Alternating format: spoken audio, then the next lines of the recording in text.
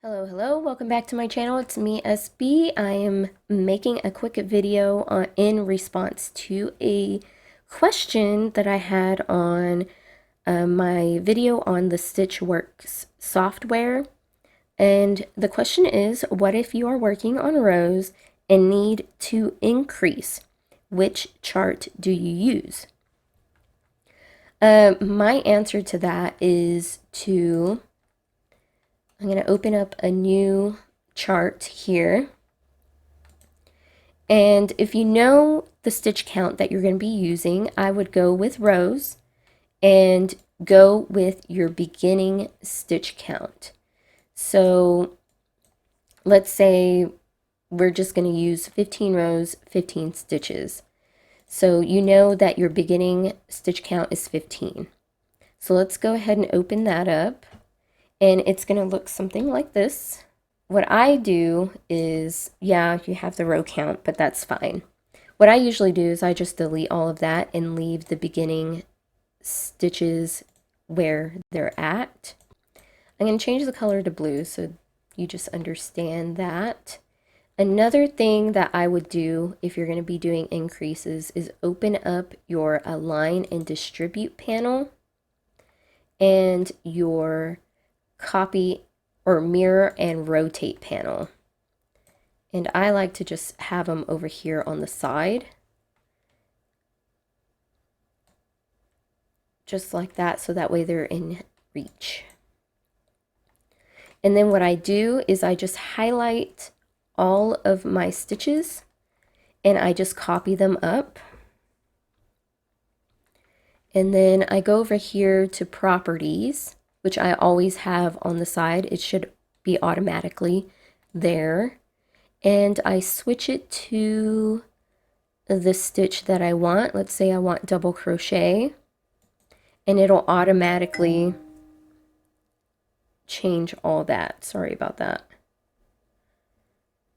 It'll automatically change all of your stitches, and then you can move them where you need them. Now let's say I want to increase the beginning and ending stitch. So I would go here to my stitches and find our 2 double crochet. Let's see if it'll pop it up. Crochet in 1 stitch, and I'll just click it here. There's a way to change it to where you can just double click it and it'll automatically change it, but I don't feel like going through the settings right now.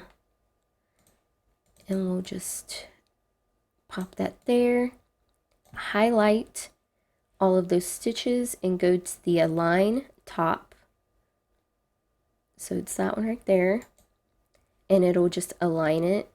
The Distribute works okay. And then I will just highlight the center stitches and copy those up and adjust the distance a little bit there. And let's say we're going to have another increase right here. Once again, I would just copy it up. For me, this is just easier. Copy to the right. Copy to the left. Yeah, it's going to be a lot of manual adjusting on these because there's just, I haven't found a way, at least. Somebody might have found a way to keep everything equally distant. But yeah, just play around with it. Use, like I said, the copy, the Align and Distribute tabs here, and I would just do that if you're doing increases that way. Let's say we wanted to increase just this stitch on the next one. We'll pop it right in there, and then I would just copy up those straight stitches that you have and then copy over. Oh, oops, wrong one. Okay, there we go. And copy over. And let's see if this works. I'm just clicking all of the buttons. Yeah, it's not working. Like I said, a lot of manual adjusting. But that's when your align button comes into play, because then you can just click it, align tops, and you get it like that. I hope that makes sense. It took me a little while to figure out how to do this. And it was a lot of experimentation on how to make it a little faster. Let's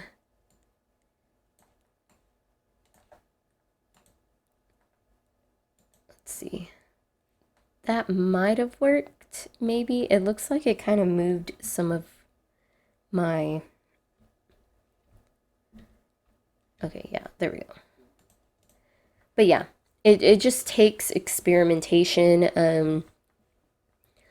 I think that's the easiest way of doing it, is doing it like that. It's going to be a lot of manual stuff, a lot of copying, a lot of moving.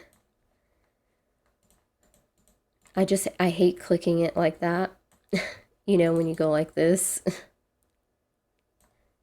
See right here, if you're adding 2, let's say you're adding 4 increases, you would have to use your rotate tool, which is this one, and kind of get them where you want them, and then get them close together like that. And you might have to resize them as well. So just keep that in mind, that if you're doing things like this, you might have to resize them. Use your arrow keys. It's easier when you're resizing them. So just remember that you can resize the stitches. You can change the colors of them. Changing the color of all of them, you just click the stitch color in properties. Just like that. So that way, you know, it makes your life a little easier.